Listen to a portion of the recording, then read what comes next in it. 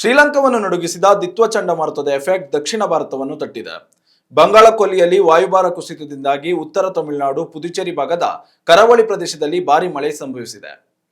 ಚೆನ್ನೈನಿಂದ ಪೂರ್ವಾಗ್ನೇಯಕ್ಕೆ 50 kilometre ಮತ್ತು ಪುದುಚೇರಿಯಿಂದ ಈಶಾನ್ಯಕ್ಕೆ 130 kilometre ದೂರದಲ್ಲಿ ಕೇಂದ್ರೀಕೃತವಾಗಿದೆ. ವಾಯುಭಾರ ಕುಸಿತವು ಉತ್ತರ ತಮಿಳುನಾಡು, ಪುದುಚೇರಿ ಕರಾವಳಿಯ ಉತ್ತರದ ಕಡೆಗೆ ಚಲಿಸುತ್ತಿದ್ದು, ಮಧ್ಯಾಹ್ನದ ವೇಳೆಗೆ ಚೆನ್ನೈ ಕರಾವಳಿಯಿಂದ 30 ಕಿಲೋಮೀಟರ್ ದೂರದಲ್ಲಿ ಇರಲಿದೆ ಎಂದು ಹವಾಮಾನ ಇಲಾಖೆ ಮುನ್ಸೂಚನೆ ನೀಡಿದೆ. ಚೆನ್ನೈ ಮತ್ತು ತಿರುವಳ್ಳೂರಿನಲ್ಲಿ ಭಾರಿ ಪ್ರಮಾಣದಲ್ಲಿ ಮಳೆಯಾಗಲಿದೆ ಎಂದು ಹವಾಮಾನ ಇಲಾಖೆ ಸೂಚನೆ ನೀಡಿದ್ದು, ರೆಡ್ ಅಲರ್ಟ್ ಘೋಷಣೆಯಾಗಿದೆ. ಇದರ ಜೊತೆಯಲ್ಲಿ ರಾಣಿಪೇಟೆ, ಕಾಂಚೀಪುರಂ ಹಾಗೂ ಚೆಂಗಲ್ಪಟ್ಟು ಜಿಲ್ಲೆಗಳಲ್ಲಿ ಅತಿ ಹೆಚ್ಚು ಪ್ರಮಾಣದಲ್ಲಿ ಮಳೆಯಾಗಲಿದೆ ಎಂದು ಐಎಂಡಿ ಮುನ್ಸೂಚನೆ ನೀಡಿದೆ.